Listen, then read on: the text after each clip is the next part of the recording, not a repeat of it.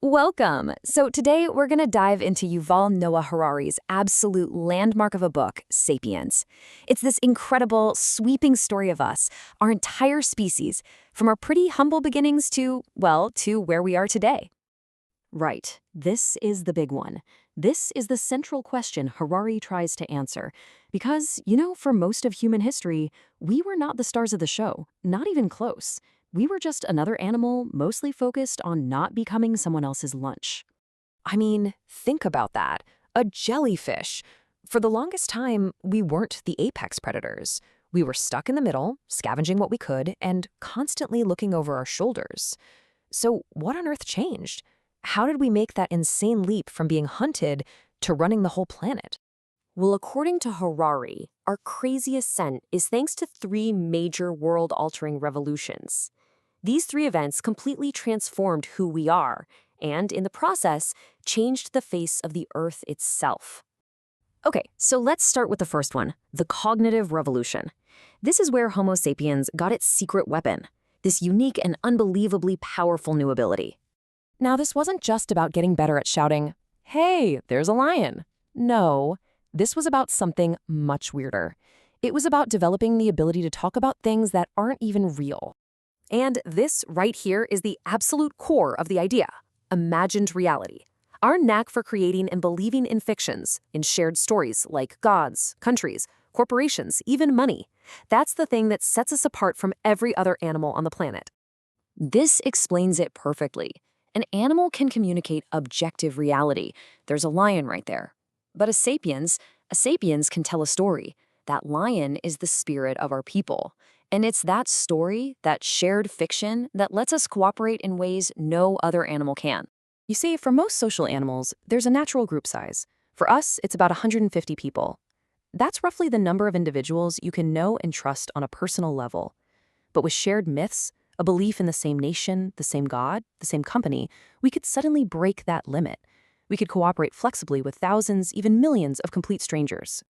All right, let's jump to the next game changer. And this is probably one of the most controversial arguments in the entire book. We usually think of farming as this great leap forward for humanity, right? Well, Harari says, not so fast. That is a pretty bold claim. His whole point is that, far from making life easier, agriculture was basically a trap. For the average person, it made life way harder, with more work and worse health. I mean, just look at the comparison. Hunter-gatherers had this rich, varied diet. Early farmers, they were stuck with a few boring crops like wheat or rice. And we can literally see the toll it took. Skeletons from that time are riddled with arthritis and slipped discs from all that back-breaking farm work. So why did we do it? Here's the key. While farming was a raw deal for the individual person, from an evolutionary point of view, it was a massive success.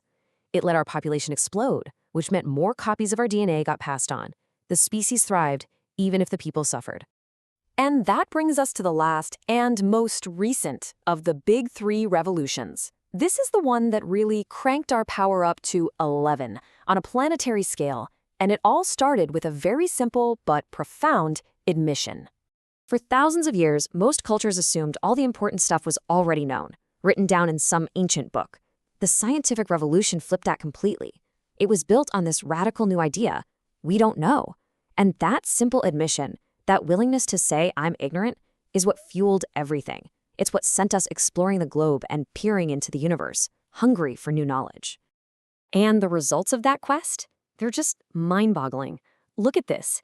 In just 500 years, our population has multiplied 14 times. But our production? It's grown 240 times over. The scale of change is it's absolutely unprecedented. This chart says it all, really. Our domination of the planet is total. Today, if you were to weigh all the large animals on Earth, humans and the animals we farm make up over 90% of that weight. Wild animals are now just a tiny, forgotten sliver. So, with all this incredible power, this complete takeover of the planet, it brings us to Harari's final and maybe most unsettling point. What now? Where do we go from here? With tools like bioengineering and artificial intelligence, we're not just playing by the rules of biology anymore. We're starting to rewrite them. We are literally taking control of our own evolution, something that no life form has ever done in 4 billion years. And the book really forces you to stop and ask, was it worth it? Has this gigantic increase in our collective power actually made life better for the individual? And what about the unimaginable amount of suffering we've inflicted on other animals to get here? As we gain these godlike abilities to literally engineer life and even design our own minds, the old questions just don't feel big enough anymore for the challenges we're facing. And that's it. That is the ultimate brain-twisting challenge Harari leaves us with. As we stand on the edge of becoming gods, self-made with no one to answer to, what desires should we choose for ourselves? Because, as he says, there is nothing more dangerous than dissatisfied and irresponsible gods who don't know what they want.